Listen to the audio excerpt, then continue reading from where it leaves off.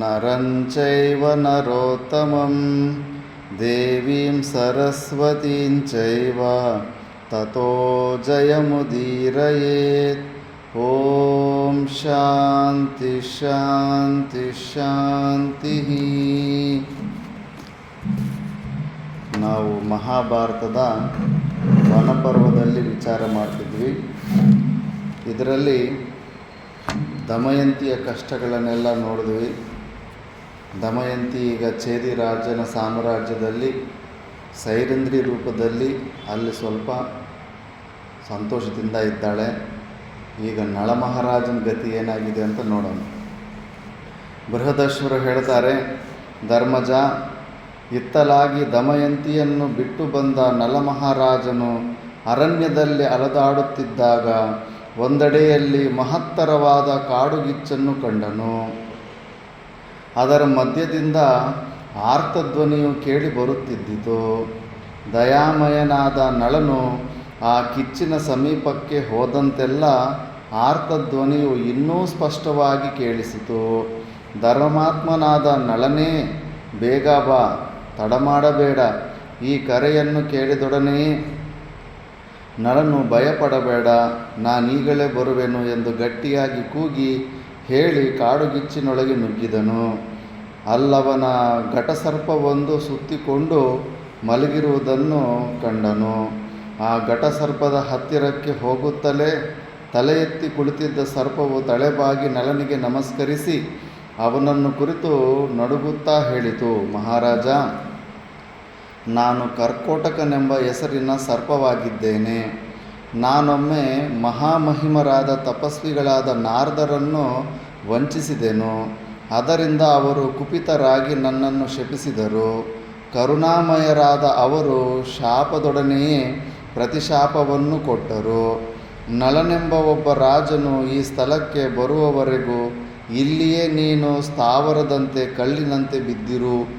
ನಳನು ಬಂದು ನಿನ್ನನ್ನು ಇಲ್ಲಿಂದ ಒಯ್ದ ನಂತರ ನಾನು ಕೊಟ್ಟಿರುವ ಈ ಶಾಪದಿಂದ ವಿಮುಕ್ತನಾಗುವೆ. ನಳರಾಜ, ಇದೇ ನಾರದರು ಕೊಟ್ಟ ಶಾಪ ಮತ್ತು ಪ್ರತಿಶಾಪಗಳು. ಅಂದಿನಿಂದಲೂ ನಾನು ಅಹರ್ನಿಶ ನಿನ್ನ ಆಗಮನದ ನಿರೀಕ್ಷಣೆಯಲ್ಲಿಯೇ ಇರುವೆನು.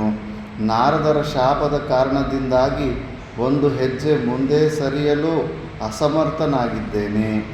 ನಾನು ನಿನ್ನ ಉಪಕಾರಕ್ಕೆ ಪ್ರತ್ಯುಪಕಾರವನ್ನು ಮಾಡಲಾರನೆಂದು ಭಾವಿಸಬೇಡ.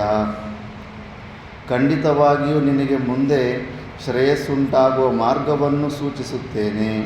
ಆದುದರಿಂದ ನೀನೀಗಲೇ ನನ್ನನ್ನು ಈ ಅಗ್ನಿಯಿಂದ ಪಾರು ಮಾಡು. ನಾನು ನಿನ್ನ ಆಪ್ತಮಿತ್ರನಾಗುತ್ತೇನೆ. ನನಗೆ ಸಮಾನರಾದ ಪನ್ನಗರು ಬೇರ್ಯಾರೂ ಇರುವುದಿಲ್ಲ. ನನ್ನ ಬೃಹದಾಕಾರವನ್ನು ಕಂಡು ನನ್ನನ್ನು ಎತ್ತುವುದು ಹೇಗೆಂದು ನೀನು ಪರ್ಯಾಲೋಚಿಸುತ್ತಿರಬಹುದು.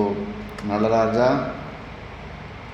ನಾನು ಬಹಳ ಸೂಕ್ಷ್ಮ ರೂಪವನ್ನು ತಾಳುತ್ತೇನೆ ಮತ್ತು ಹಗುರವಾಗುತ್ತೇನೆ. ನನ್ನನ್ನು ಈ ಕ್ಷಣದಲ್ಲಿಯೇ ಎತ್ತುಕೊಂಡು ಹೋಗು.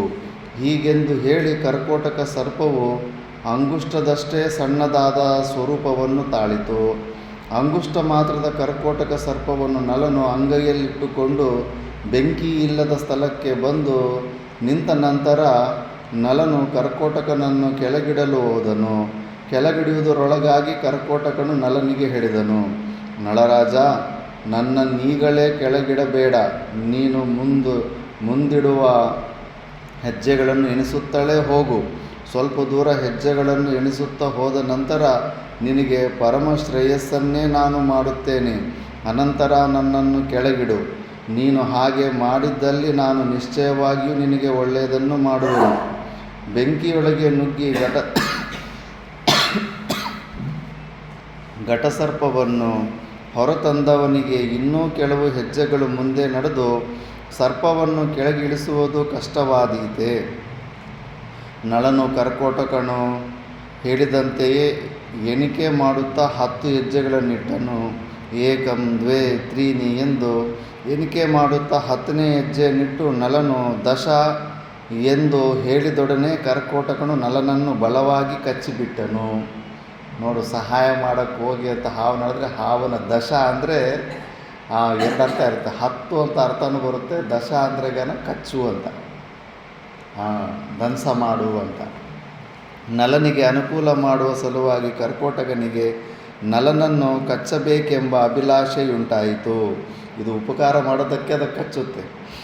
ತನಗೆ ಉಪಕಾರ ಮಾಡಿದವನನ್ನು ವೃಥಾ ಕಚ್ಚುವುದಾದರೆ ಹೇಗೆಂದು ಯೋಚಿಸಿದ ಕರ್ಕೋಟಕನನ್ನು ಎಣಿಕೆ ಮಾಡಿ ಕೆಡುವ ಹೆಜ್ಜೆಗಳನ್ನು ಇಡುವಂತೆ ನಲನಿಗೆ ಹೇಳಿದನು. ನಲನು 10 ಅಥವಾ ಕಚ್ಚು ಎಂದು ಹೇಳಿದೊಡನೆಯೇ ಕಚ್ಚಲು ನಲನ ಆಜ್ಞೆಯೇ ಆಗಿದೆ ಎಂಬ ಸಮಾಧಾನದಿಂದ ಕಚ್ಚಿಬಿಟ್ಟನು. 10 ಎಂಬುದಕ್ಕೆ 10 ಮತ್ತು ಸಂಖ್ಯಾರ್ಥವೂ ಮತ್ತು ಕಚ್ಚು ಎಂಬ ಕ್ರಿಯಾರ್ಥವೂ ಇದೆ. ಆದ್ದರಿಂದ ಸುಮ್ಮನೆ ಕಚ್ಚಕ್ಕಾಗಲ್ಲವಲ್ಲ, ಕಾರಣ ಹೇಳ್ದಿರ. ಅವನ ಕೈಯಲ್ಲಿ ಕಚ್ಚು ಅಂತ ಹೇಳಿಸ್ಕೊಂಡು ಕಚ್ಚಿದ್ದಾನೆ. ಕಚ್ಚಿದ್ರೆ ಏನಾಗುತ್ತೆ, ಶರೀರ ಎಲ್ಲ ವಿಕಾರ ಹೊಂದುತ್ತೆ. ಅದು ವಿಕಾರ ಹೊಂದಿದ್ದು ಅವನಿಗೆ ಸಹಾಯ ಆಗುತ್ತೆ ಭವಿಷ್ಯತ್ತಿನಲ್ಲಿ. ಕರ್ಕೋಟಕನು ಕಚ್ಚಿದೊಡನೆ ನಲನ ಸುಂದರಾಕಾರವು ವಿಕಾರವಾಯಿತು. ಯಾರಿಗೂ ಅವನು ನಲನೆಂದು ಹೇಳಲಾಗದಷ್ಟು ವಿಕಾರವಾಯಿತು. ನಲನು ಅದನ್ನು ಕಂಡು ಖಿನ್ನನಾದನು.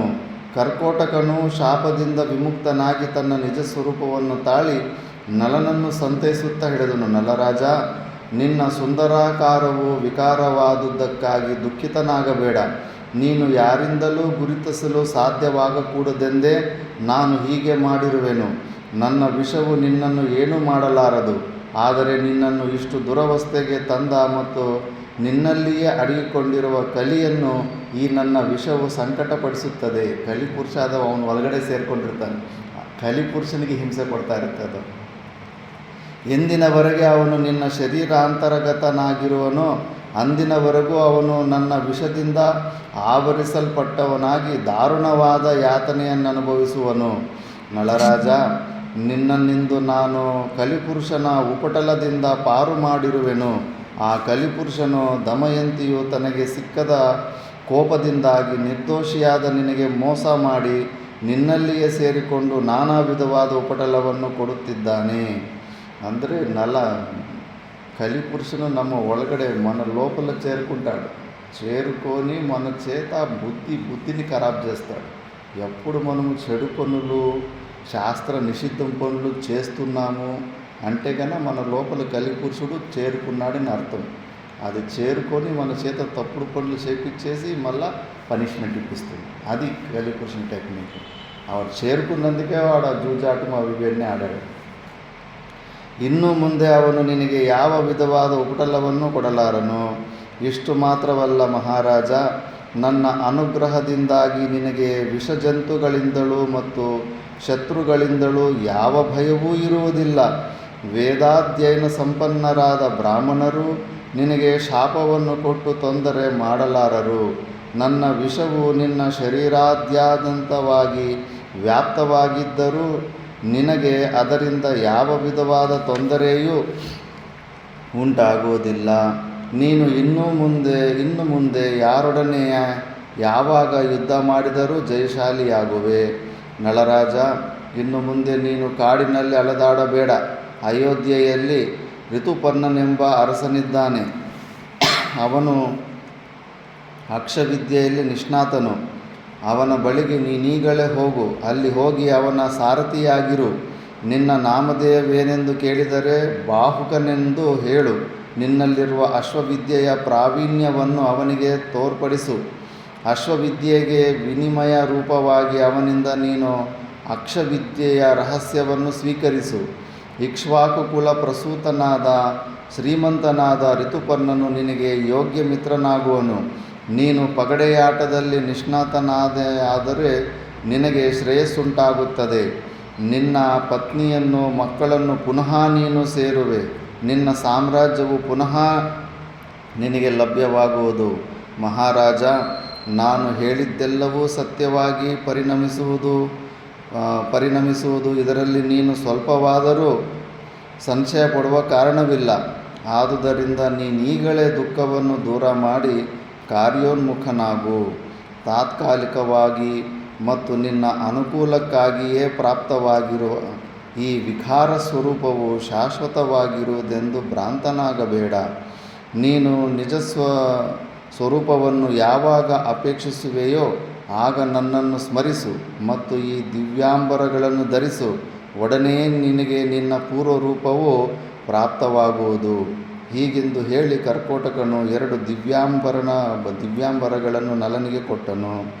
ಯುಧಿಷ್ಠಿರ, ಕರ್ಕೋಟಕನು ನಾನು ವಿವರಿಸಿದ ರೀತಿಯಲ್ಲಿ ನಲನಿಗೆ ಸಲಹೆ ಕೊಟ್ಟ ನಂತರ ದಿವ್ಯ ವಸ್ತ್ರಗಳನ್ನು ಕೊಟ್ಟು ನಲನ ಸಮ್ಮುಖದಲ್ಲಿಯೇ ಅಂತರ್ಧಾನ ಹೊಂದಿದನು.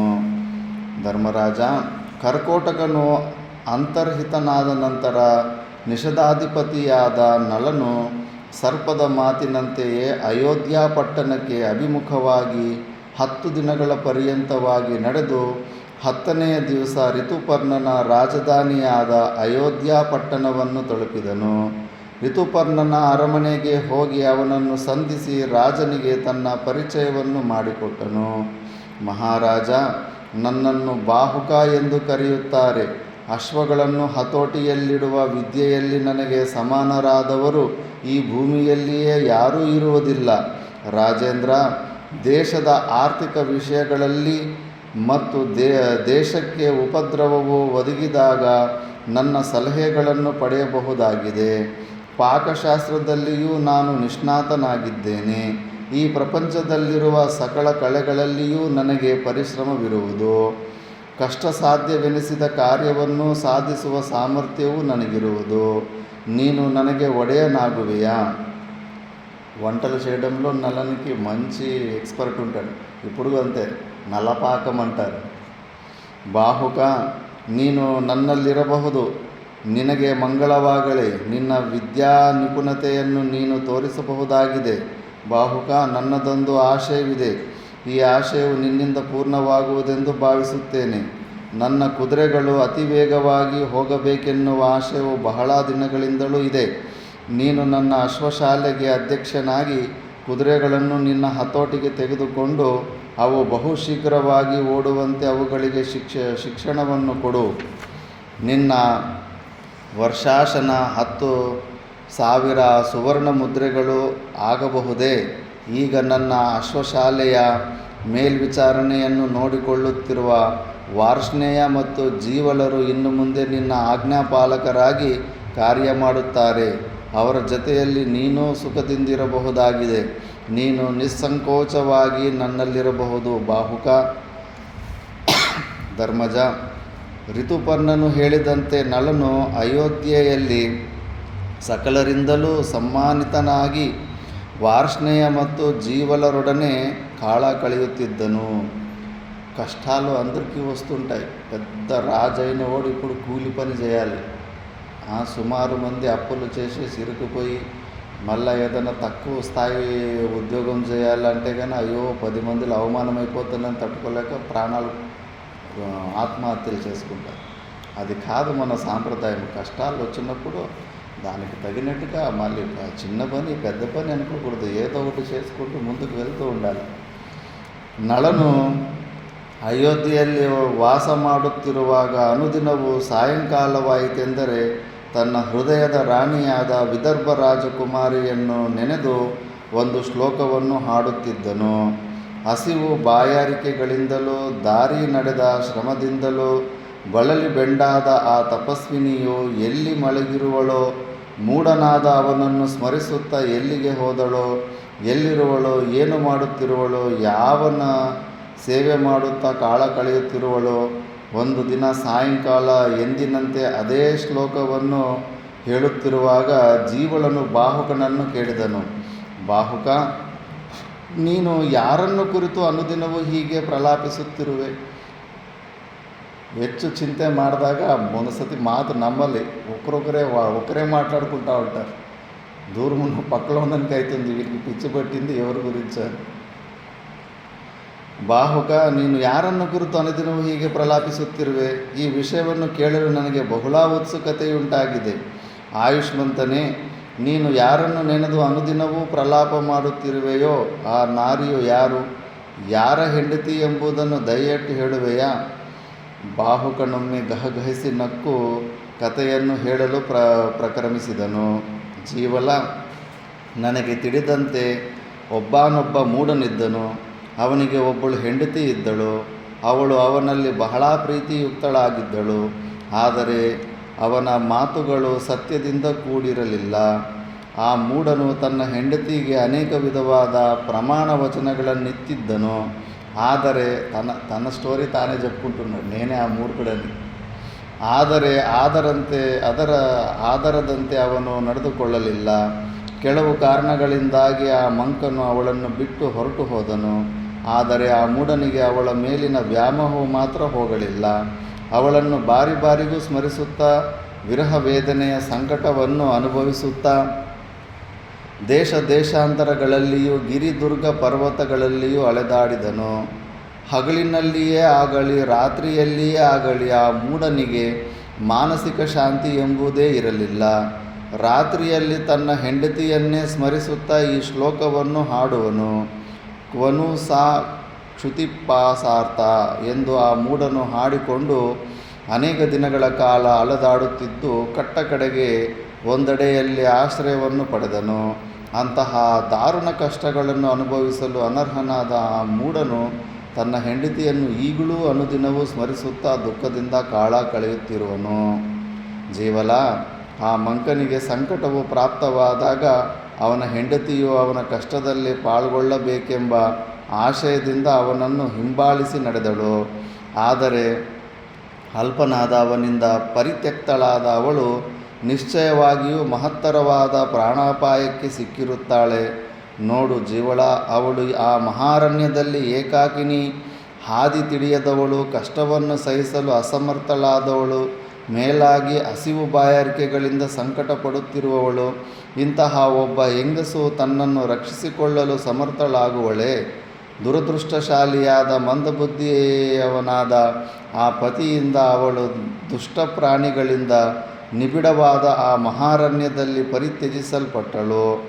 ಅವಳಿನ್ನೂ ಜೀವಿಸಿರುವಳೋ ಬದುಕಿದ್ದರೆ ಅದೊಂದು దుష్కర కార్యమే సరి. జీవళ శరీరంతో ఇది వదిలిపెట్టి దూరం వచ్చేసాడు, కానీ బంధనం అంటే ఏంటి? మనసే కదా. మనసుతోటి మనసు అక్కడే ఉంది, భార్య పిల్లల మీదనే ఉంది. అందుకే ఊరికి ఇండ్లలో వదిలిపెట్టి బయటకు వస్తే పోదు మమకారం. లోపలున్న ఆ భావనలు తెచ్చుకోవాలి. ఎక్కడ పోతే ఏమి ఆలోచన కదా, మనసుకు వస్తానే ఉంటాయి. గృహస్థుడిగానే ఉన్నాడు. ఇదే దృష్టాంతము. ఎవరే కానీ ఇల్లు వదిలిపెట్టి వచ్చిన తర్వాత అంత ఈజీ కాదు, చాలా సమయం పడుతుంది. మమభావం తెంచుకోవాలంటే దూరం వదిలిపెట్టినప్పుడు తెలుస్తుంది. ఇప్పుడు ఫోన్లు గీన్లు ఉన్నాయి కానీ కనెక్షన్లు తెలుస్తలేదు. ఇంక జీవితంలో వాళ్ళు ఇంక వాళ్ళు ఏమైనారు, సచ్చినారు, బతికినారు కూడా ఇన్ఫర్మేషన్ తెలీదు అన్న సమయంలో చూడాలి మనసు ఎంత ఎగురుతూ ఉంటుందో, ఎంత వాళ్ళ గురించి ఆలోచన చేస్తాను. నల్లం దగ్గర ఒక ఫోన్ ఉంటే కన్నా ఎవరెవరు వాళ్ళ ఊరికో వాళ్ళకి చేసి ఆ పోనీలే ఎక్కడో ఒక చోట మంచిగా ఉందిలే అని తెలుసుకొని రిలాక్స్ అయిపోయాడు. ఇప్పుడు అది కూడా ఇన్ఫర్మేషన్ లేదు. ఇంక మనసు ఇట్లా ఎగురుతూ ఉంటుంది. ఇంకా దీన్నే బంధనం అన్నది, ఎమోషనల్ బ్లాక్మెయిల్. మనిషితోటి మనం ఇరుక్కునేస్తాం బంధాలతోటి. అప్పుడు ఇవి మమకారం ఉన్నప్పుడు ఇంకా జన్మాలకు ಕಾರಣమైపోతుంది. ದಾರುಣವಾದ ಆ ಕಥೆಯನ್ನು ಕೇಳಿ ಜೀವಲನು ನಿಟ್ಟುಸಿರು ಬಿಟ್ಟನು. ಆದರೆ ಬಾಹುಕನೇ ನಲನೆಂಬುದು ಮಾತ್ರ ಅವನಿಗೆ ತಿಳಿಯಲಿಲ್ಲ. ಈ ರೀತಿಯಲ್ಲಿ ನಲನು ಯಾರಿಂದಲೂ ಗುರುತಿಸಲ್ಪಡದವನಾಗಿ ಅನುದಿನವೂ ದಮಯಂತಿಯನ್ನೇ ಸ್ಮರಿಸುತ್ತಾ ದೀರ್ಘವಾಗಿ ನಿಟ್ಟುಸಿರು ಬಿಡುತ್ತಾ ಕಾಲ ಕಳೆಯುತ್ತಿದ್ದನು. ಬೃಹದಶ್ವರ ಹೇಳುತ್ತಾರೆ, ಧರ್ಮಜ, ನಳನು ತನ್ನ ರಾಜ್ಯಕೋಶಾದಿಗಳೆಲ್ಲವನ್ನೂ ಕಳೆದುಕೊಂಡು ಅಕಿಂಚನನಾಗಿ ಭಾರ್ಯೆಯೊಡನೆ ರಾಜ್ಯದಿಂದ ಹೊರಟು ಹೋದನೆಂಬ ವಾರ್ತೆಯು ದಮಯಂತಿಯ ತಂದೆಯಾದ ಭೀಮರಾಜನಿಗೆ ತಿಳಿಯಿತು. ಭೀಮರಾಜನು ಅತಿ ದುಃಖಿತನಾಗಿ ನಳದಮಂತಿಯರನ್ನು ಹೇಗಾದರೂ ಮಾಡಿ ತನ್ನ ಪಟ್ಟಣಕ್ಕೆ ಕರೆತರಬೇಕೆಂಬ ಆಶಯದಿಂದ ಗೂಢಚರ್ಯೆಯಲ್ಲಿ ನಿಷ್ಣಾತರಾದ ಬ್ರಾಹ್ಮಣರನ್ನು ಅರಮನೆಗೆ ಕರೆಯಿಸಿ ಅವರಿಗೆ ಹೇರಳವಾದ ಧನವನ್ನಿತ್ತು ಹೇಳಿದನು. ಬ್ರಾಹ್ಮಣೋತ್ತಮರೇ, ನೀವೀಗಲೇ ದೇಶ ವಿದೇಶಗಳಲ್ಲಿ ಸುತ್ತಿ ನಳದಮಯಂತಿಯರ ಎಲ್ಲಿರುವರೆಂಬುದನ್ನು ತಿಳಿಯಿರಿ. ನಳದಮಯಂತಿರಿರುವ ಸ್ಥಳವನ್ನು ತಿಳಿದು ಅವರನ್ನು ನಮ್ಮ ದೇಶಕ್ಕೆ ಕರೆತರಲು ನಿಮ್ಮಲ್ಲಿ ಯಾರು ಸಮರ್ಥರಾಗಿರುವರೋ ಅವರಿಗೆ ನಾನು 1,000 ಗೋವುಗಳನ್ನು, ಅಗ್ರಹಾರಗಳನ್ನು, ನಗರ ಸದೃಶವಾದ ಗ್ರಾಮಗಳನ್ನು ಬಹುಮಾನವಾಗಿ ಕೊಡುವೆನು. ತಂದೆಯ ಮನಸ್ಸು ಹಂಗಿರುತ್ತೆ ಮಕ್ಕಳಂದರೆ. ಒಂದು ವೇಳೆ ನಲ ದಮಯಂತಿಯರನ್ನು ಕರೆತರಲಾಗದಿದ್ದರೂ ಅವರಿಬ್ಬರೂ ಇರುವ ಸ್ಥಳವನ್ನಾದರೂ ತಿಳಿದು ಬಂದವರು ನನ್ನಿಂದ 1,000 ಗೋವುಗಳನ್ನು ಬಹುಮಾನ ರೂಪವಾಗಿ ಪಡೆಯುತ್ತಾರೆ. ಭೀಮರಾಜನ ಮಾತುಗಳನ್ನು ಕೇಳಿ ಬ್ರಾಹ್ಮಣರು ಸಂತೋಷಭರಿತರಾಗಿ ನಲ ದಮಯಂತಿಯರನ್ನು ಹರಿಸಲು ಎಲ್ಲ ದಿಕ್ಕುಗಳಿಗೂ ಹೊರಟರು. ಅಗ್ರಹಾರಗಳಲ್ಲಿ, ಊರುಗಳಲ್ಲಿ, ನಗರಗಳಲ್ಲಿ ಸತತವಾಗಿ ಸುತ್ತಾಡಿದರು. ಅವರಿಗೆ ನಲ ದಮಯಂತಿಯರ ವೃತ್ತಾಂತವು ತಿಳಿಯಲಿಲ್ಲ. ಸುದೇವನೆಂಬ ಬ್ರಾಹ್ಮಣನು ಅನೇಕ ನಗರಗಳನ್ನು, ಹಳ್ಳಿಗಳನ್ನು, ಊರುಗಳನ್ನು ಸುತ್ತಾಡಿ ಕಡೆಗೆ ಛೇದಿ ರಾಜ್ಯಕ್ಕೆ ಬಂದನು. ಅವನು ಬಂದ ದಿವಸ ಅರಮನೆಯಲ್ಲಿ ಮಂಗಳ ಕಾರ್ಯವೊಂದರ ಅಂಗವಾಗಿ ಪುಣ್ಯಾಹವೂ ನಡೆಯುತ್ತಿದ್ದಿತು. ರಾಜರ ಅರಮನೆಯಲ್ಲಿ ವಿಶೇಷ ಕಾರ್ಯವಿದ್ದ ದಿನ ಆಹ್ವಾನಿತರಾಗದಿದ್ದರೂ ಬ್ರಾಹ್ಮಣರು ಅರಮನೆಗೆ ಹೋಗಲು ಅವಕಾಶವಿದ್ದಿತು. ಅವರನ್ನು ಪಹರೆಯವರು ತಡೆಯುತ್ತಿರಲಿಲ್ಲ. ರಾಜನ ಅರಮನೆಯಲ್ಲಿ ವಿಶೇಷ ಕಾರ್ಯವೊಂದರ ಅಂಗವಾಗಿ ಪುಣ್ಯಾಹ ವಾಚನವು ನಡೆಯುತ್ತಿದೆ ಎಂಬುದನ್ನು ತಿಳಿದು ಸುದೇವನು ಬ್ರಾಹ್ಮಣರ ಜೊತೆಯಲ್ಲಿ ಅರಮನೆಯೊಳಗೆ ನುಸುಳಿದನು. ಪುಣ್ಯಾಹ ವಾಚನ ನಡೆಯುತ್ತಿದ್ದಾಗ ರಾಜಕುಮಾರಿಯಾದ ಸುನಂದೆಯ ಜೊತೆಯಲ್ಲಿದ್ದ ದಮಯಂತಿಯನ್ನು ಸುದೇವನು ಕಂಡನು. ದಮಯಂತಿಯ ಅನುಪಮವಾದ ರೂಪವು ಹಿಂದಿನಂತೆ ಸ್ಪಷ್ಟವಾಗಿ ತೋರದಿದ್ದರೂ ಗಮನಿಸಿ ನೋಡಿದಾಗ ಅವಳು ದಮಯಂತಿ ಎಂಬುದನ್ನು ತಿಳಿಯಬಹುದಾಗಿದ್ದಿತು. ಅವಳು ಹೊಗೆಯಿಂದ ಸುತ್ತುವರಿಯಲ್ಪಟ್ಟ ಅಗ್ನಿಯ ಜ್ವಾಲೆಯಂತಿದ್ದಳು.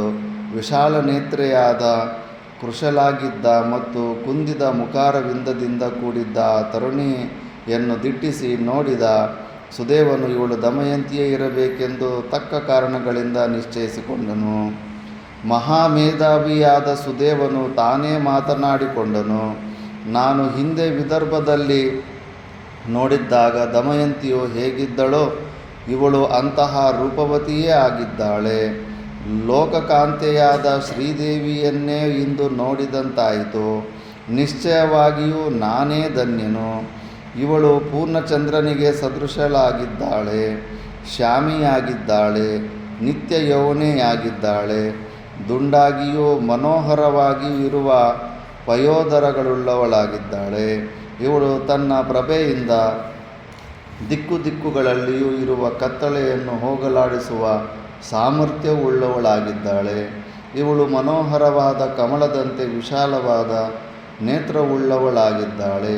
ಹೆಚ್ಚೇನು ವರ್ಣಿಸಲಿ, ಇವಳು ನಿಶ್ಚಯವಾಗಿಯೂ ಕಾಮನ ಹೆಂಡತಿಯಾದ ಸಾಕ್ಷಾತ್ ರತಿದೇವಿಯಂತೆಯೇ ಇದ್ದಾಳೆ.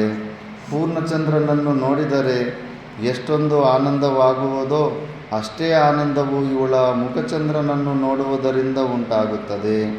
ಕಿತ್ತು ಹಾಕಲ್ಪಟ್ಟ ಕಮಲಕಾಂಡವು ಕೆಸರಿನಿಂದ ಕೂಡಿ ಮಲಿನವಾಗಿರುವಂತೆ ವಿದರ್ಭವೆಂಬ ಸರೋವರದಲ್ಲಿದ್ದ ಕಮಲಕಾಂಡ ಸದೃಶಳಾದ ದಮಯಂತಿಯು ದೈವದೋಷದಿಂದ ಕಿತ್ತು ಹಾಕಲ್ಪಟ್ಟವಳಾಗಿ ಕಾಂತಿಹೀನನಾಗಿದ್ದಾಳೆ. ಮೇಳಾಗಿ ಗಂಡನಿಂದಲೂ ಬೇರ್ಪಟ್ಟಿರುವ ಇವಳು ಪತಿವಿರಹ ಶೋಕದಿಂದ ದೀನಳಾಗಿ ರಾಹುಗ್ರಸ್ತನಾದ ಚಂದ್ರನನ್ನು ಹೊಂದಿರುವ ಹುಣ್ಣಿಮೆಯ ರಾತ್ರಿಯಂತೆ ಕಾಣುತ್ತಿದ್ದಾಳೆ. ನಯನ ಮನೋಹರವಾದ ಕಮಲಗಳಿಂದ ಅಲಂಕೃತವಾಗಿರುವ ನಾನಾ ವಿಧವಾದ ಪಕ್ಷಿಗಳಿಂದ ಕೂಡಿರುವ ಸರೋವರಕ್ಕೆ ಆನೆಯ ಧುಮುಕಿ ಕಮಲದ ಕಾಂಡಗಳೆಲ್ಲವನ್ನು ಕಿತ್ತು ಪಕ್ಷಿಗಳನ್ನು ಹೆದರಿಸಿ ಓಡಿಸಿದಾಗ ಕದಡಿದ ನೀರುಳ್ಳ ಸರೋವರದಂತಾಗಿರುವುದು ದಮಯಂತಿಯ ಈಗಿನ ಸ್ಥಿತಿ. ಸುಕುಮಾರಿಯಾದ ಮತ್ತು ನಿಷ್ಕಳಂಕಳಾದ ಇವಳು ನಿಶ್ಚಯವಾಗಿಯೂ ರತ್ನಖಚಿತವಾದ ಅರಮನೆಯಲ್ಲಿರಲು ಯೋಗ್ಯಳಾಗಿರುವಳು. ಆದರೆ ಇಂದು ದುರ್ವಿಧಿಯಿಂದಾಗಿ ಸರೋವರದಿಂದ ಕಿತ್ತು ಹೊರಕ್ಕೆ ಹಾಕಿದ ಕೋಮಲವಾದ ಕಮಲಕಾಂಡವು ಸೂರ್ಯನ ಬೇಗೆಗೆ ಸಿಕ್ಕಿ ಕಾಂತಿಹೀನವಾಗುವಂತೆ ಇವಳು ಕಾಂತಿಹೀನಳಾಗಿದ್ದಾಳೆ. ದಮಯಂತಿಯು ಅತಿಶಯವಾದ ರೂಪಿನಿಂದ ಪರಿಶೋಭಿಸುತ್ತಿದ್ದಾಳೆ. ಇವಳು ಉದಾರ ಗುಣವುಳ್ಳವಳು, ರತ್ನಾಭರಣಗಳನ್ನು ಧರಿಸಲು ಯೋಗ್ಯಳಾಗಿದ್ದರೂ ಆಭರಣರಹಿತಳಾಗಿದ್ದಾಳೆ. ಇವಳು ಮೋಡದಿಂದ ಆವೃತವಾದ ಚಂದ್ರಲೇಖೆಯಂತೆಯೇ ಕಾಣುತ್ತಿದ್ದಾಳೆ. ಕಾಮೋಪಭೋಗಗಳೆಲ್ಲವೂ ಇವಳಿಂದ ದೂರ ದೂರ ಸರಿದು ನಿಂತಿವೆ. ಇವಳನ್ನು ಪ್ರೀತಿಸುವವರಾಗಲಿ ಬಂಧು ಜನಗಳಾಗಲಿ ಇವಳ ಸಮೀಪದಲ್ಲಿರುವುದಿಲ್ಲ. ಆದರೂ ದೀನಳಾದ ಇವಳು ಪತಿದರ್ಶನಾಕಾಂಕ್ಷೆಯಿಂದಾಗಿ ದೇಹಧಾರಣೆಯನ್ನು ಮಾಡಿಕೊಂಡಿರುತ್ತಾಳೆ. ಸತಿಗೆ ಯಾವ ಆಭರಣಗಳಿಲ್ಲದಿದ್ದರೂ ಪತಿಯೇ ಆಭರಣಪ್ರಾಯನಾಗುತ್ತಾನೆ. ಪತಿಯೊಡನಿರುವುದೇ ಸ್ತ್ರೀಗೆ ಭೂಷಣ. ಪತಿಯ ಜೊತೆಯಲ್ಲಿಲ್ಲದ ಈ ದಮಯಂತಿಯು ಎಷ್ಟೇ ಚೆಲುವೆಯಾಗಿದ್ದರೂ ಪರಿಶೋಭಿಸುತ್ತಿಲ್ಲ. ಇವಳಿಂದ ಬೇರ್ಪಟ್ಟ ನಳನು ದುಸ್ಸಾಧ್ಯವಾದ ರೀತಿಯಲ್ಲಿ ವರ್ತಿಸಿದನೆಂದೋ ಹೇಳಬೇಕಾಗಿದೆ. ಏಕೆಂದರೆ ಇಂತಹ ತ್ರಿಲೋಕ ಸುಂದರಿಯನ್ನು ಬಿಟ್ಟು ನಳನು ಪ್ರಾಣ ಉಳಿಸಿಕೊಂಡಿರುವುದೂ ಹೆಚ್ಚಿನದೇ ಆಗಿದೆ. ಕಪ್ಪಾದ ಕೇಶರಾಶಿಯಿಂದ ಕೂಡಿರುವ ಕಮಲದ ನೇತ್ರೆಯಾದ ಸುಖೋಪಭೋಗಯೋಗ್ಯಳಾದ ಇವಳು ಇಂತಹ ದಾರುಣವಾದ ಕಷ್ಟದಲ್ಲಿರುವುದನ್ನು ನೋಡಿ ನನ್ನ ಹೃದಯವೇ ಬೆಂದು ಹೋಗುತ್ತಿದೆ. ಅಯ್ಯೋ, ಸರ್ವಲಕ್ಷಣ ಸಂಪನ್ನೆಯಾದ ಪತಿವ್ರತ ಶಿರೋಮಣಿಯಾದ ಸಾಧ್ವಿಯಾದ ಈ ದಮಯಂತಿಯು ರೋಹಿಣಿಯು ಚಂದ್ರನನ್ನು ಸೇರುವಂತೆ ತನ್ನ ಗಂಡನನ್ನು ಸೇರಿ ಈ ದುಃಖಸಾಗರದ ಕೊನೆಯನ್ನು ಎಂದೂ ಮುಟ್ಟುವಳೋ? ರಾಜಭ್ರಷ್ಟನಾದ ಒಬ್ಬ ರಾಜನು ಕೆಲಕಾಲ ನಂತರ ತನ್ನ ಮಿತ್ರರ ಸಹಾಯದಿಂದ ಪುನಃ ರಾಜ್ಯವನ್ನು ಶತ್ರುಗಳಿಂದ ವಶಪಡಿಸಿಕೊಂಡಾಗ ಎಷ್ಟು ಆನಂದ ಪಡುವನೋ ಅಷ್ಟೇ ಆನಂದವನ್ನು ನಿಷಾದಾಧಿಪತಿಯಾದ ನಲರಾಜನು ದಮಯಂತಿಯ ಪುನರ್ಮಿಲನವಾದಾಗ ಅನುಭವಿಸುವನು. ಸೌಂದರ್ಯದಲ್ಲಿ, ಸ್ವಭಾವದಲ್ಲಿ, ವಯಸ್ಸಿನಲ್ಲಿ ಮತ್ತು ವಂಶದಲ್ಲಿಯೂ ದಮಯಂತಿಯು ನಲನಿಗೆ ಅನುರೂಪಲಾದ ಭಾರ್ಯೆಯಾಗಿದ್ದಾಳೆ. ಅಂತೆಯೇ ದಮಯಂತಿಗೆ ನಲನೂ ಅನುರೂಪನಾದ ಪತಿಯಾಗಿದ್ದಾನೆ. ಪತಿದರ್ಶನಾಕಾಂಕ್ಷೆಯಿಂದಿರುವ ಇವಳನ್ನು ಸಂತೈಸುವುದು ನನ್ನ ಕರ್ತವ್ಯವಾಗಿದೆ. ಪೂರ್ಣಚಂದ್ರನಿಗೆ ಸದೃಶವಾದ ಮುಖಕಾಂತಿಯುಳ್ಳ ಹುಟ್ಟುದನಿಂದ ದುಃಖವೆಂಬುದನ್ನೇ ಅರಿಯದ ಇವಳು ಈಗ ದುಃಖಸಾಗರದಲ್ಲಿಯೇ ಮುಳುಗಿ ಹೋಗಿರುವಳು. ಯಾವಾಗಲೂ ಪತಿಯ ಸ್ಮರಣೆಯಲ್ಲಿಯೇ ಕಾಲ ಕಳೆಯುತ್ತಿರುವ ದಮಯಂತಿಯನ್ನು ಸಂಧಿಸಿ ಸುಮಧುರವಾದ ಮಾತುಗಳಿಂದ ಸಂತೈಸುತ್ತೇನೆ. ಸುದೇವನು ಹೀಗೆ ಮನಸ್ಸಿನಲ್ಲಿಯೇ ನಿರ್ಧರಿಸಿ ದಮಯಂತಿಯು ಅಲ್ಲಿಯೇ ಇರುವಳೆಂಬುದನ್ನು ಅನೇಕ ಕಾರಣಗಳಿಂದಲೂ ಅವಳೇ ದಮಯಂತಿ ಎಂಬುದನ್ನು ಅವಳಿದ್ದ ಶುಭಲಕ್ಷಣಗಳಿಂದಲೂ ನಿರ್ಧರಿಸಿ ದವನಾಗಿ ಅವಳನ್ನು ಏಕಾಂತದಲ್ಲಿ ಸಂಧಿಸಿ ಅವಳೊಡನೆ ಹೇಳಿದನು. ವಿದರ್ಭ ರಾಜಪುತ್ರಿಯೇ, ನಾನು ನಿನ್ನ ಸೋದರನ ಸ್ನೇಹಿತನಾದ ಸುದೇವನಾಗಿರುತ್ತೇನೆ. ನಿನ್ನ ತಂದೆಯಾದ ಭೀಮರಾಜನ ಆಶಯದಂತೆ ಮತ್ತು ಆಜ್ಞೆಯಂತೆ ನಿನ್ನನ್ನು ಹುಡುಕುವ ಸಲುವಾಗಿ ನಾನಿಲ್ಲಿಗೆ ಬಂದಿರುವೆನು. ನಿನ್ನ ತಾಯಿ ತಂದೆಗಳು ಮತ್ತು ಸಹೋದರರು ಕುಶಲಿಗಳಾಗಿರುವರು. ಆಯುಷ್ಮಂತರಾದ ನಿನ್ನ ಮಕ್ಕಳು ಕುಶಲಿಗಳಾಗಿರುವರು. ಆದರೆ ರಾಜಪುತ್ರಿ, ನಿನ್ನ ಬಂಧುಗಳು ಜೀವಿಸಿದ್ದರೂ ನಿನ್ನ ಕಾರಣದಿಂದಾಗಿ ಸತ್ವಹೀನರಾಗಿದ್ದಾರೆ. ಕುಂದಿದ ಮುಖಕಾಂತಿಯುಳ್ಳವರಾಗಿರುತ್ತಾರೆ. ಜೀವವಿಲ್ಲದವರಂತಿರುತ್ತಾರೆ. ನೂರಾರು ಬ್ರಾಹ್ಮಣರು ನಿನ್ನನ್ನು ಹುಡುಕುವ ಸಲುವಾಗಿ ದೇಶ ವಿದೇಶಗಳಲ್ಲಿ ಸಂಚರಿಸುತ್ತಿದ್ದಾರೆ. ಬೃಹದಶ್ವರು ಕಥೆಯನ್ನು ಮುಂದುವರಿಸಿ ಹೇಳುತ್ತಾರೆ. ಧರ್ಮಜ, ಸುದೇವನು ತನ್ನ ಪರಿಚಯ ಮಾಡಿಕೊಟ್ಟ ನಂತರ ದಮಯಂತಿಗೆ ಸುದೇವನ ಗುರುತು ಸಿಕ್ಕಿತು. ಅವನು ತನ್ನ ಸೋದರನ ಮಿತ್ರನೆಂಬುದು ದಮಯಂತಿಯ ಸ್ಮರಣೆಗೆ ಬಂದಿತು. ಅನಂತರದಲ್ಲಿ ಅವನೊಡನೆ ನಿರ್ಭೀತಲಾಗಿ ಮನಬಿಚ್ಚಿ ಮಾತನಾಡಿದಳು. ತನ್ನ ಬಂಧುಗಳೆಲ್ಲರ ಯೋಗಕ್ಷೇಮ ಸಮಾಚಾರಗಳನ್ನು ಇನ್ನೂ ವಿಶದವಾಗಿ ಕೇಳಿ ತಿಳಿದುಕೊಂಡಳು. ಅದುವರೆಗೂ ತನ್ನ ಪರಿಚಯಸ್ಥರಾದವರನ್ನು ಕಾಣದಿದ್ದ ದಮಯಂತಿಗೆ ತನ್ನ ಸೋದರನ ಮಿತ್ರನಾದ ಚಿರಪರಿಚಿತನಾದ ಸುದೇವನನ್ನು ನೋಡಿದೊಡನೆಯೇ ಅಪಾರವಾದ ದುಃಖವು ಉಕ್ಕಿ ಬಂದಿತು. ದಮಯಂತಿ ಸುದೇವರು ಮಾತನಾಡುತ್ತಿರುವುದನ್ನು ಮತ್ತು ದಮಯಂತಿಯು ಬಿಕ್ಕಿ ಅಳುತ್ತಿರುವುದನ್ನು ರಾಜಪುತ್ರಿಯಾದ ಸುನಂದೆಯು ಕಂಡು ತಾನೂ ಶೋಕಪೀಡಿತೆಯಾಗಿ ತನ್ನ ತಾಯಿಯ ಬಳಿಗೆ ಹೋಗಿ ಹೇಳಿದಳು. ಅಮ್ಮ, ಸೈರಂಧ್ರಿಯು ಬ್ರಾಹ್ಮಣನೊಬ್ಬನ ಸಮ್ಮುಖದಲ್ಲಿ ಗಟ್ಟಿಯಾಗಿ ಅಳುತ್ತಿರುವಳು. ಈಗಲೇ ಹೋಗಿ ಅದರ ಕಾರಣವನ್ನು ತಿಳಿದುಕೊಳ್ಳಮ್ಮ. ಮಗಳ ಮಾತನ್ನು ಕೇಳಿದೊಡನೆಯೇ ಛೇದಿ ರಾಜಮಾತೆಯು ತನ್ನ ಅಂತಃಪುರದಿಂದ ಹೊರಬಂದ ದಮಯಂತಿಯೊಡನೆ ಮಾತನಾಡುತ್ತಾ ಕುಳಿತಿದ್ದ ಸುದೇವನನ್ನು ಕರೆಯಿಸಿ ಹೇಳಿದಳು. ಬ್ರಾಹ್ಮಣೋತ್ತಮನೇ, ಈ ಸುಂದರಾಂಗಿಯು ಯಾರ ಭಾರ್ಯೆ? ಇವಳು ಬಂಧುಗಳಿಂದಲೂ ತಾಯಿ ತಂದೆಗಳಿಂದಲೂ ಪತಿಯಿಂದಲೂ ಬೇರ್ಪಡಲು ಕಾರಣವಾದರೂ ಏನು? ಇವಳು ಈ ದುಸ್ಥಿತಿಯಲ್ಲಿ ಇಲ್ಲಿರುವಳೆಂಬ ವಿಷಯವು ನಿನಗೆ ತಿಳಿದದ್ದು ಹೇಗೆ? ನಾನು ಈ ವಿಷಯಗಳೆಲ್ಲವನ್ನೂ ವಿಶದವಾಗಿ ನಿನ್ನಿಂದ ಕೇಳಿ ತಿಳಿಯುವ ಆಶಯದಿಂದಿರುವೆನು. ದೇವರೂಪಿಣಿಯಾದ ಈ ಸುಂದರಾಂಗಿಯ ವಿಷಯವಾಗಿ ಕೇಳುತ್ತಿರುವ ನನಗೆ ನೀನೆಲ್ಲವನ್ನೂ ವಿಶದವಾಗಿ ತಿಳಿಸುವೆಯಾ? ರಾಜಮಾತೆಯು ಹೀಗೆ ಹೇಳಿದ ನಂತರ ಸುದೇವನು ದಮಯಂತಿಯ ಪೂರ್ವ ಇತಿಹಾಸವನ್ನು ಹೇಳಲು ಸಮ್ಮತಿಸಿ ಸುಖಾಸನದಲ್ಲಿ ಕುಳಿತು ದಮಯಂತಿಯ ನಿಜ ಚರಿತ್ರೆಯನ್ನು ಹೇಳಲು ಉಪಕ್ರಮಿಸಿದನು.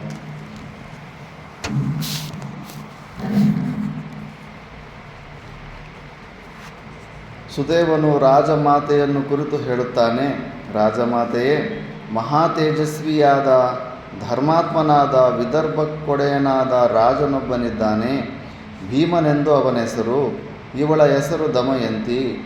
ವೀರಸೇನನ ಮಗನಾದ ನಳನೆಂಬ ಹೆಸರಿನ ರಾಜನಿದ್ದಾನೆ. ಅವನು ನಿಷಾದಾಧಿಪತಿಯು. ಈ ಮಂಗಳಾಂಗಿಯು ಧರ್ಮಾತ್ಮನಾದ ಪುಣ್ಯಶ್ಲೋಕನಾದ ಆ ನಳರಾಜನ ಭಾರ್ಯೆಯು. ಧರ್ಮಾತ್ಮನಾದ ಈ ನಳನು ತನ್ನ ಸೋದರನೊಡನೆ ಆಡಿದ ಪಗಡೆಯಾಟದಲ್ಲಿ ರಾಜಕೋಶಾದಿಗಳೆಲ್ಲವನ್ನೂ ಕಳೆದುಕೊಂಡು ಭಾರ್ಯೆಯಾದ ದಮಯಂತಿಯೊಡನೆ ಯಾರಿಗೂ ತಿಳಿಯದಂತೆ ಎಲ್ಲಿಗೋ ಹೊರಟು ಹೋದನು. ಭೀಮರಾಜನಿಂದ ಪ್ರೇಷಿತರಾದ ನಾವು ದಮಯಂತಿಯನ್ನು ಹುಡುಕುವ ಸಲುವಾಗಿ ಈ ಭೂಮಿಯಲ್ಲಿ ಸುತ್ತಾಡುತ್ತಿದ್ದೇವೆ. ಹೀಗೆಯೇ ದಮಯಂತಿಯನ್ನು ಅರಸುತ್ತಿದ್ದಾಗ ನಾನು ಇವಳನ್ನು ನಿನ್ನ ಮಗನ ಅರಮನೆಯಲ್ಲಿ ನಿನ್ನ ಮಗಳ ಜೊತೆಯಲ್ಲಿ ಕಂಡೆನು. ರೂಪದಲ್ಲಿ ಇವಳಿಗೆ ಸದೃಶಳಾದ ಮಾನವ ಸ್ತ್ರೀಯು ಮತ್ತೊಬ್ಬಳಿಲ್ಲ. ಮೇಲಾಗಿ ಇವಳ ಹುಬ್ಬುಗಳ ನಡುವೆ ಕಮಲಕ್ಕೆ ಸದೃಶವಾದ ಶುಭಕರವಾದ ಕಪ್ಪಾದ ಒಂದು ಮಚ್ಚೆ ಇದೆ. ಇವಳು ಹುಟ್ಟುವಾಗಲೇ ಇದ್ದ ಮಚ್ಚೆ ಇದು. ಮೋಡದಿಂದ ಆಚ್ಛಾದಿತನಾದ ಚಂದ್ರನಂತೆ ಇವಳ ಹುಬ್ಬುಗಳ ನಡುವೆ ಇರುವ ಮಚ್ಚೆಯು ಧೂಳಿನಿಂದ ಮುಚ್ಚಿ ಹೋಗಿದೆ. ಇದನ್ನು ನಾನು ಗಮನಿಸಿದೆನು. ಇವಳ ಸೌಭಾಗ್ಯದ ಪ್ರಾದುರ್ಭಾವ ಸೂಚನೆಗಾಗಿ ಬ್ರಹ್ಮಕಲ್ಪಿತವಾಗಿರುವ ಭಾಗ್ಯಸೂಚಕವಾದ ಮಚ್ಚೆಯಿಂದ ಶುಕ್ಲ ಪ್ರತಿಪತ್ತಿನ ಚಂದ್ರರೇಖೆಯಂತೆ ಬಹಳ ಸೂಕ್ಷ್ಮ ರೀತಿಯಲ್ಲಿ ಗೋಚರವಾಗುತ್ತಿದೆ. ಇವಳ ಶರೀರವು ಧೂಳಿನಿಂದ ಮುಚ್ಚಿ ಹೋಗಿದ್ದರೂ ಇವಳ ರೂಪಲಾವಣ್ಯವು ಮಾತ್ರ ನಾಶ ಹೊಂದಿರುವುದಿಲ್ಲ. ಯದ್ಯಪಿ ಇವಳಿಗೆ ತನ್ನ ಶರೀರವನ್ನು ಸಿಂಗರಿಸಿಕೊಳ್ಳಬೇಕೆಂಬ ಆಶಯವಿಲ್ಲದಿದ್ದರೂ ಶರೀರ ಸೌಖ್ಯದ ಮೇಲೆ ಮತ್ತು ಸೌಂದರ್ಯದ ಮೇಲೆ ನಿರ್ಲಕ್ಷ್ಯವಿದ್ದರೂ ಇವಳ ಶರೀರವು ಸ್ವಾಭಾವಿಕವಾಗಿಯೇ ಚಿನ್ನದಂತೆ ಕಾಂತಿಯುಕ್ತವಾಗಿದೆ.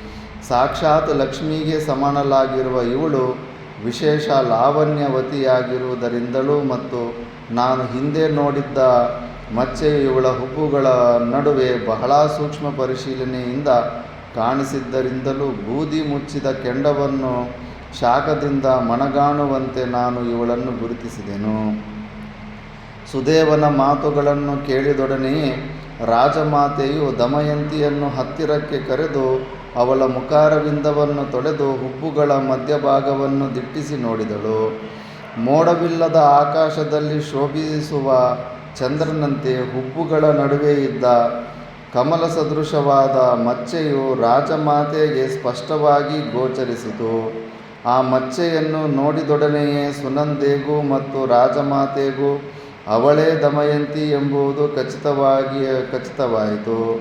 ರಾಜಕುಮಾರಿಯ ಅಂದಿನ ಪರಿಸ್ಥಿತಿಯನ್ನು ನೆನೆದು ಇಬ್ಬರೂ ಸ್ವಲ್ಪ ಕಾಲ ಬಿಕ್ಕಿ ಅತ್ತರು. ದಮಯಂತಿಯನ್ನು ಬಾಜಿ ತಬ್ಬಿಕೊಂಡರು.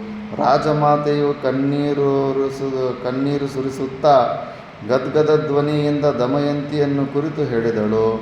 ಮಗಳೇ, ಈ ಮಚ್ಚೆಯಿಂದ ನೀನು ನನ್ನ ಅಕ್ಕನ ಮಗಳೆಂಬುದು ನಿರ್ಧಾರವಾಯಿತು. ಶುಭಾಂಗಿಯೇ, ನಾನು ಮತ್ತು ನಿನ್ನ ತಾಯಿಯು ಅಕ್ಕ ತಂಗಿಯರು.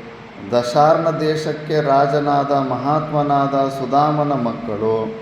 ನಿನ್ನ ತಾಯಿಯನ್ನು ಭೀಮರಾಜನಿಗೆ ಕೊಟ್ಟು ಮದುವೆ ಮಾಡಿದರು. ನಾನು ಮಹಾತ್ಮನಾದ ವೀರಬಾಹುವನ್ನು ಮದುವೆಯಾದೆನು. ನಾನು ನನ್ನ ತಂದೆಯ ಮನೆಯಲ್ಲಿದ್ದಾಗ ನನ್ನಕ್ಕನನ್ನು ನಿನ್ನ ಪ್ರಸವಕ್ಕಾಗಿ ತವರು ಮನೆಗೆ ಬಂದಿದ್ದಳು. ಆಗ ಹುಟ್ಟಿದ ನಿನ್ನನ್ನು ನಾನು ಚೆನ್ನಾಗಿ ನೋಡಿದ್ದೆನು. ಹಾಗೂ ನಿನ್ನ ಹುಬ್ಬುಗಳ ನಡುವೆ ಮಚ್ಚೆ ಇದ್ದುದನ್ನು ನಾನು ಬಲ್ಲೆನು. ಮಗಳೇ, ನಿಮ್ಮ ತಂದೆಯ ಮನೆಯಂತೆಯೇ ಈ ಮನೆಯನ್ನು ನಿನ್ನದೆಂದೇ ಭಾವಿಸು. ದಮಯಂತಿ, ಇಲ್ಲಿರುವ ಸಕಲೈಶ್ವರ್ಯವೂ ನನ್ನದಾಗಿರುವಂತೆಯೇ ನಿನ್ನದೂ ಆಗಿರುವುದು. ಸ್ವಲ್ಪವೂ ಸಂಕೋಚ ಪಡಬೇಡ. ರಾಜಮಾತೆಯ ಮಾತುಗಳನ್ನು ಕೇಳಿ ದಮಯಂತಿಯು ಸಂತೋಷಭರಿತಳಾಗಿ ತನ್ನ ಚಿಕ್ಕಮ್ಮನ ಕಾಲು ಮುಟ್ಟಿ ನಮಸ್ಕರಿಸಿ ಹೇಳಿದಳು, ಅಮ್ಮ, ನಾನ್ಯಾರೆಂದು ನಿನಗೆ ತಿಳಿಯದಿದ್ದರೂ ಇಷ್ಟು ದಿನಗಳನ್ನು ನಿನ್ನ ದಯೆಯಿಂದಾಗಿ ಈ ಅರಮನೆಯಲ್ಲಿ ಸುಖದಿಂದಲೇ ಕಳೆದನು. ನಾನಿಚ್ಛಿಸಿದ ವಸ್ತುಗಳೆಲ್ಲವೂ ನನಗೆ ಸಿಕ್ಕುತ್ತಿದ್ದವು. ಯಾವ ವಿಧವಾದ ತೊಂದರೆಯೂ ಇಲ್ಲದೆ ಸರ್ವದಾ ನಿನ್ನಿಂದ ಸಂರಕ್ಷಿತಳಾಗಿದ್ದೆನು. ಆದುದರಿಂದ ನಿನ್ನೊಡನೆ ನನಗೆ ಇಷ್ಟು ದಿನಗಳು ಬಹಳ ಸುಖದಿಂದಲೇ ಕಳೆದವು. ನಾನ್ಯಾರೆಂದು ತಿಳಿದ ನಂತರ ಇನ್ನೂ ಹೆಚ್ಚಿನ ಸುಖವು ನನಗೆ ಸಿಕ್ಕುವುದರಲ್ಲಿ ಯಾವ ಸಂಶಯವೂ ಇಲ್ಲ. ಚಿಕ್ಕಮ್ಮ, ಆದರೆ ನಾನು ನನ್ನ ತಂದೆ ತಾಯಿಗಳನ್ನಾಗಲಿ ಬಹಳ ದಿನಗಳಾದವು. ಆದುದರಿಂದ ನಾನಿಲ್ಲಿಂದ ಹೊರಡಲು ನನಗೆ ಅನುಜ್ಞೆಯನ್ನು ನೀಡುವುದು ಯುಕ್ತವಾಗಿದೆ. ನಾನು ನನ್ನ ಪತಿಯೊಡನೆ ಅರಣ್ಯಕ್ಕೆ ಹೊರಡುವ ಮೊದಲು ನನ್ನ ಮಕ್ಕಳನ್ನು ನನ್ನ ತಾಯಿಯ ಮನೆಗೆ ಕಳುಹಿಸಿಕೊಟ್ಟಿದ್ದೆನು. ಈಗಲೂ ಅವರಲ್ಲಿಯೇ ವಾಸ ಮಾಡುತ್ತಿದ್ದಾರೆ. ತಂದೆ ತಾಯಿಗಳನ್ನಗಳಿದ ಆ ಮಕ್ಕಳು ಎಷ್ಟು ದುಃಖದಿಂದ ಕಾಲ ಕಳೆಯುತ್ತಿವೆಯೋ ತಿಳಿಯದಾಗಿದೆ. ಚಿಕ್ಕಮ್ಮ, ನಾನು ನನ್ನ ಪುಟ್ಟ ಮಕ್ಕಳನ್ನು ನೋಡಲೇಬೇಕಾಗಿದೆ. ನನ್ನ ಆಶಯವನ್ನು ಪೂರೈಸಿ ಕೊಡುವುದಾದರೆ, ನನಗೆ ಒಳ್ಳೆಯದನ್ನು ಮಾಡಲು ಇಚ್ಛಿಸುವೆ ಆದರೆ ಈಗಲೇ ನನ್ನ ಪ್ರಯಾಣಕ್ಕಾಗಿ ಯಾನವೊಂದನ್ನು ಸಿದ್ಧಪಡಿಸು. ನಾನು ಈ ಕೂಡಲೇ ವಿದರ್ಭಕ್ಕೆ ಹೋಗಲು ನಿಶ್ಚಯಿಸಿರುತ್ತೇನೆ. ಯುಧಿಷ್ಠಿರ, ದಮಯಂತಿಯ ಮಾತಿಗೆ ಅವಳ ಚಿಕ್ಕಮ್ಮನು ಹಾಗೆಯೇ ಆಗಲೆಂದಳು.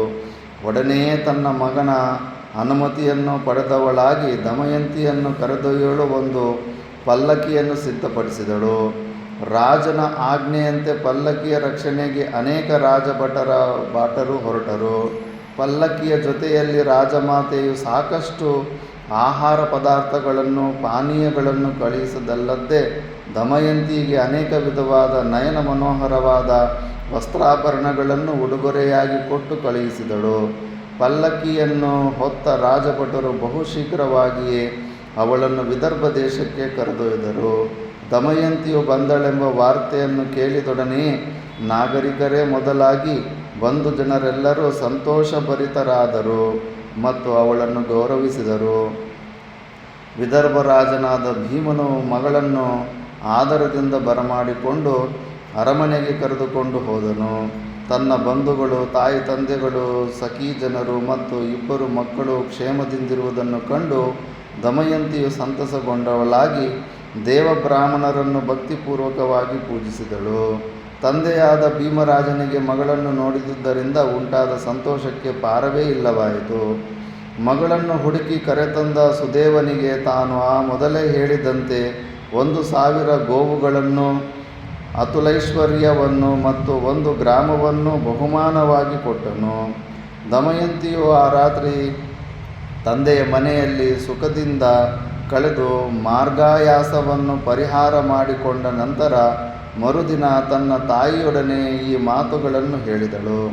ಅಮ್ಮ, ನಾನು ಜೀವಿಸಿರಬೇಕೆಂದು ಇಚ್ಛಿಸುವುದಾದರೆ ನಿಶ್ಚಯವಾಗಿ ಹೇಳುತ್ತೇನೆ. ಈ ಕೂಡಲೇ ನರೋತ್ತಮನಾದ ನನ್ನ ಪತಿಯನ್ನು ಹುಡುಕಿಸಿ ಕರೆತರಲು ಯತ್ನಿಸು. ಮಗಳ ಮಾತುಗಳನ್ನು ಕೇಳಿ ಮಹಾರಾಣಿಯು ಅತಿ ದುಃಖಿತೆಯಾದಳು. ಕಣ್ಣುಗಳಲ್ಲಿ ನೀರು ತುಂಬಿತು. ಏನೊಂದು ಉತ್ತರವನ್ನು ಹೇಳಲು ಕೂಡ ರಾಣಿಯ ಬಾಯಿಂದ ಮಾತುಗಳೇ ಹೊರಡದಾದವು. ರಾಣಿಯ ಆ ಸ್ಥಿತಿಯನ್ನು ಕಂಡು ಅಂತಃಪುರದಲ್ಲಿದ್ದ ದಾಸಿಯರೆಲ್ಲರೂ ಗಟ್ಟಿಯಾಗಿ ಅಳತೊಡಗಿದರು.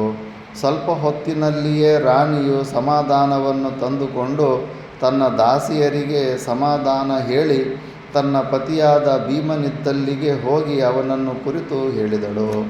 ಪತಿದೇವ, ನಮ್ಮ ಮಗಳಾದ ದಮಯಂತಿಯು ತನ್ನ ಪತಿಯ ವಿಷಯವಾಗಿ ಬಹಳ ದುಃಖಪಡುತ್ತಿದ್ದಾಳೆ. ಸ್ತ್ರೀ ಸಹಜವಾದ ನಾಚಿಕೆಯನ್ನು ತೊರೆದು ಅವಳು ತನ್ನ ಹೃದಯದಲ್ಲಿದ್ದ ದುಃಖವನ್ನು ನನ್ನೊಡನೆ ಹೇಳಿಕೊಂಡಳು.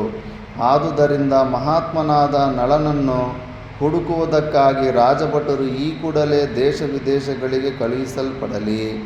ತನ್ನ ಪತ್ನಿಯು ಹೇಳಿದ ಮಾತುಗಳಿಗೆ ಭೀಮರಾಜನು ಸಮ್ಮತಿಸಿ ಗೂಢಾಚಾರಿಯಲ್ಲಿ ನಿಪುಣರಾದ ಬ್ರಾಹ್ಮಣರನ್ನು ದೇಶ ವಿದೇಶಗಳಿಗೆ ಕಳುಹಿಸಲು ನಿಶ್ಚಯಿಸಿ ಅವರನ್ನು ಅರಮನೆಗೆ ಕರೆಯಿಸಿ ಹೇಳಿದನು. ಬ್ರಾಹ್ಮಣೋತ್ತಮರೇ, ನೀವು ಈಗಲೇ ಎಲ್ಲ ದೇಶಗಳಿಗೂ ಹೋಗಿ ಪೂರ್ಣ ಪ್ರಯತ್ನ ಮಾಡಿ ನಳನೆಲ್ಲಿರುವನೆಂಬುದನ್ನು ತಿಳಿದು ಬನ್ನಿರಿ. ಭೀಮರಾಜನಿಂದ ಆಜ್ಞಪ್ತರಾದ ಬ್ರಾಹ್ಮಣರು ದಮಯಂತಿಯನ್ನು ಸಂಧಿಸಿ ತಮ್ಮ ಪ್ರಯಾಣದ ವಿಷಯವನ್ನು ಅವಳಿಗೆ ತಿಳಿಸಿದರು. ದಮಯಂತಿಯು ನಳನನ್ನು ಪತ್ತೆ ಹಚ್ಚಲು ಒಂದೆರಡು ಸಲಹೆಗಳನ್ನು ಬ್ರಾಹ್ಮಣರು ಮುಂದಿಟ್ಟರು. ಪೂಜ್ಯರೇ, ನೀವು ಹೋದೆಡೆಗಳೆಲ್ಲ ಹೀಗೆಂದು ಕೂಗಿ ಹೇಳಿರಿ: ಎಲೆ ಜೂಜುಕೋರನೇ, ನನ್ನ ವಸ್ತ್ರಾರ್ಧವನ್ನು ಕತ್ತರಿಸಿಕೊಂಡು ಎಲ್ಲಿಗೆ ಹೊರಟು ಹೋದೆ? ಪ್ರಿಯನೇ, ನಿನ್ನ ಪ್ರಿಯಳಾದ ನಿನ್ನಲ್ಲಿಯೇ ಅನುರಕ್ತಳಾದ ಮೇಲಾಗಿ ದಾರಿ ನಡೆದ ಆಯಾಸದಿಂದ ಬಳಲಿ ಬೆಂಡಾಗಿ ಮಲಗಿ ನಿದ್ರಿಸುತ್ತಿದ್ದ ಅಬಳೆಯನ್ನು ಘೋರಾರಣ್ಯದಲ್ಲಿ ಬಿಟ್ಟು ಎಲ್ಲಿಗೆ ಹೊರಟು ಹೋದೆ? ನೀನವಳನ್ನು ಹಿಂದೆ ನೋಡಿದ್ದಾಗ ಯಾವ ರೀತಿಯಲ್ಲಿ ಅರ್ಧವಸ್ತ್ರವನ್ನು ಧರಿಸಿದ್ದಳೋ ಈಗಲೂ ಹಾಗೆಯೇ ಇದ್ದು ನಿನ್ನ ಪ್ರತೀಕ್ಷೆಯಲ್ಲಿಯೇ ಕಾಲ ಕಳೆಯುತ್ತಿದ್ದಾಳೆ. ಅವಳು ನಿನ್ನನ್ನಗಳಿದ ವಿರಹಾಗ್ನಿಯಿಂದ ಬೆಂದು ಹೋಗಿದ್ದಾಳೆ. ನಿನ್ನನ್ನಗಳಿ ಶೋಕದಿಂದ ಸದಾ ದುಃಖಿಸುತ್ತಿರುವ ನಿನ್ನ ಪ್ರಿಯತಮೆಗೆ ಪ್ರಸನ್ನನಾಗು. ವೀರನೇ, ಅವಳ ಪ್ರಶ್ನೆಗೆ ಉತ್ತರವನ್ನು ಕೊಡುವ ಕೃಪೆ ಮಾಡು. ಬ್ರಾಹ್ಮಣೋತ್ತಮರೇ, ಈ ಮಾತುಗಳನ್ನು ನೀವು ನಾಲ್ಕಾರು ಜನರು ಸೇರುವಡೆಗಳಲ್ಲಿ 4 ಬಾರಿ ಹೇಳಿರಿ. ಒಳ್ಳೆ ಟೆಕ್ನಿಕ್ಕು, ಸ್ವಲ್ಪ ರೋಷ ಬರಲಿ ಅಂದ್ಬಿಟ್ಟು. ನಳನೇ ಈ ಮಾತನ್ನು ಕೇಳಿದನಾದರೆ ಅಗ್ನಿಯ ವಾಯುವಿನಿಂದ ಪ್ರೇರಿಸಲ್ಪಟ್ಟು ಜ್ವಲಿಸುವಂತೆ ಈ ವಾಕ್ಯಗಳಿಂದ ಪ್ರಚೋದಿತನಾಗಿ ಅವನು ನನ್ನ ಮೇಲೆ ದಯೆ ತೋರಬಹುದು. ಬ್ರಾಹ್ಮಣೋತ್ತಮರೇ, ಇನ್ನೂ ಕೆಲವು ಮಾತುಗಳನ್ನು ಹೇಳುತ್ತೇನೆ, ಅವುಗಳನ್ನು ಸಮಯಗಳಲ್ಲಿ ಹೇಳಿರಿ. ಅಗ್ನಿಯು ವಾಯುವಿನಿಂದ ಪ್ರಜ್ವಲಿತನಾಗಿ ಅರಣ್ಯವನ್ನೇ ದಹಿಸಿ ಬಿಡುವುದೆಂಬುದನ್ನು ಕೇಳಿರುವೆಯಲ್ಲವೇ ನಲರಾಜ? ನನ್ನ ಶೋಕಾಗ್ನಿಗೆ ಕಾಳವೆಂಬುದೇ ವಾಯುಪ್ರಾಯವಾಗಿದೆ. ದಿನಗಳು ಕಳೆದಂತೆಲ್ಲ ದಿನರೂಪವಾದ ವಾಯುವಿನ ಹೊಡೆತದಿಂದ ಶೋಕಾಗ್ನಿಯು ವೃದ್ಧಿ ಹೊಂದುತ್ತಿದೆ. ಕೆಲವು ದಿನಗಳಲ್ಲಿಯೇ ಶೋಕಾಗ್ನಿಯು ಶಮನವಾಗದಿದ್ದರೆ ಈ ಶೋಕಾಗ್ನಿಗೆ ಆಶ್ರಯಭೂತವಾಗಿರುವ ನನ್ನ ಶರೀರವನ್ನೇ ಇದು ದಹಿಸಿಬಿಡಬಹುದು. ಪತ್ನಿಯು ಯಾವಾಗಲೂ ಪತಿಯಿಂದ ರಕ್ಷಣೀಯಳು ಮತ್ತು ಭರಣೀಯಳು. ಸತ್ಪುರುಷನು ಧರ್ಮಜ್ಞನೂ ಆಗಿರುವ ನೀನು ಈ 2 ಮುಖ್ಯ ಧರ್ಮಗಳನ್ನು ಪರಿತ್ಯಜಿಸುವುದೇಕೆ? ನೀನು ಪ್ರಾಜ್ಞನೆಂದು, ಸದ್ವಂಶೀಯನೆಂದು, ಸದಾ ದಯಾಪರನೆಂದು ಪ್ರಸಿದ್ಧನಾಗಿರುವೆ. ಆದರೆ ಈಗ ಮಾತ್ರ ನೀನು ನನ್ನ ವಿಷಯದಲ್ಲಿ ನಿರ್ದಯನಾಗಿರುವೆ. ನನ್ನ ದೌರ್ಭಾಗ್ಯದಿಂದಾಗಿ ನೀನು ನಿರ್ದಯನಾಗಿರುವೆ ಎಂದು ಭಾವಿಸುತ್ತೇನೆ. ನರೋತ್ತಮನೇ, ನಿರ್ದಯನಾಗಬೇಡ. ನನ್ನ ಮೇಲೆ ದಯೆ ತೋರು. ಪ್ರಾಣಿ ದಯೆಯೇ ಪರಮೋತ್ಕೃಷ್ಟವಾದ ಧರ್ಮವೆಂದು ನೀನೇ ಹೇಳಿರುವುದನ್ನು ನಾನು ಕೇಳಿರುವೆನು. ಆದುದರಿಂದ ನಿನ್ನ ಸಹಧರ್ಮನಿಗೆ ದಯೆ ತೋರುವುದು ಖಂಡಿತವಾಗಿಯೂ ಸಾಧುವಾಗಿದೆ. ಪೂಜ್ಯರೇ, ಈ ನಿಮ್ಮ ಮಾತುಗಳಿಗೆ ಯಾರಾದರೂ ಉತ್ತರಿಸಲು ಮುಂದೆ ಬಂದಲ್ಲಿ ಅವನ್ಯಾರು, ಎಲ್ಲಿರುವನು, ಏನು ಮಾಡುತ್ತಿರುವನು, ಇವುಗಳೆಲ್ಲವನ್ನೂ ವಿಶದವಾಗಿ ತಿಳಿದು ಬನ್ನಿರಿ. ಅವನೇನು ಹೇಳುವನೋ ಅದನ್ನು ಯಥಾವತ್ತಾಗಿಯೇ ನನಗೆ ತಿಳಿಸಿರಿ. ನೀವು ಹೇಳುವ ಈ ಮಾತುಗಳನ್ನು ನಾನು ದಮಯಂತಿಯು ಹೇಳಿ ಕಳಿಸಿರುವ ಮಾತುಗಳೆಂದಾಗಲಿ ಇದಕ್ಕೆ ಕೂಡಲಿರುವ ಉತ್ತರವನ್ನು ಪುನಃ ನೀವು ನನಗೆ ತಿಳಿಸುವಿರೆಂದಾಗಲಿ ಯಾರಿಗೂ ತಿಳಿಯದಂತೆ ಎಚ್ಚರದಿಂದಿರಬೇಕು. ಈ ನಿಮ್ಮ ಮಾತುಗಳಿಗೆ ಉತ್ತರವನ್ನು ಕೊಡುವವನು ಬಡವನೇ, ಬಲ್ಲಿದನೇ, ನಿರ್ಗತಿಕನೇ, ಪದಚ್ಯುತನಾದವನೇ, ಅವನು ಮಾಡಬೇಕೆಂದಿರುವುದೇನು ಇತ್ಯಾದಿ ಅವನಿಗೆ ಸಂಬಂಧಿಸಿದ ಸಕಲ ವಿಷಯಗಳನ್ನು ನೀವು ತಿಳಿದುಕೊಂಡು ಬಂದು ನನಗೆ ಹೇಳಬೇಕು. ಈ ರೀತಿಯಾಗಿ ದಮಯಂತಿಯಿಂದ ಸಲಹೆ ಪಡೆದ ಬ್ರಾಹ್ಮಣರು ನಿರ್ಭಾಗ್ಯನಾದ ನಳನನ್ನರಸಲು ನಾನಾ ದಿಕ್ಕುಗಳಿಗೆ ಪ್ರಯಾಣ ಮಾಡಿದರು. ಪಟ್ಟಣಗಳಲ್ಲಿ, ಊರು ಕೇರಿಗಳಲ್ಲಿ, ಋಷಿಗಳ ಆಶ್ರಮಗಳಲ್ಲಿ, ಗೊಳ್ಳರ ಹಳ್ಳಿಗಳಲ್ಲಿ, ಇವೇ ಮುಂತಾದ ಎಡೆಗಳಲ್ಲೆಲ್ಲ ಬ್ರಾಹ್ಮಣರು ದಮಯಂತಿಯು ಹೇಳಿದ ಮಾತುಗಳನ್ನು ಪುನಃ ಪುನಃ ಹೇಳುತ್ತಾ ನಳನನ್ನು ಹುಡುಕಿಕೊಂಡು ಅಳೆಯುತ್ತಿದ್ದರು. ಇನ್ನು ಮಿಕ್ಕಿದ್ದು ಸ್ಟೋರಿ ಇದೆ, ಅದು ಇನ್ನೂ ಸಮಯ ನೆಕ್ಸ್ಟ್ ಕ್ಲಾಸಲ್ಲಿ ನೋಡೋಣ.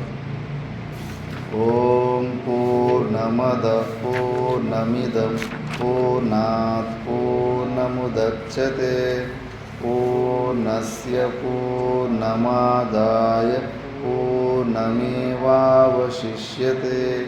ॐ शान्ति शान्ति शान्तिः।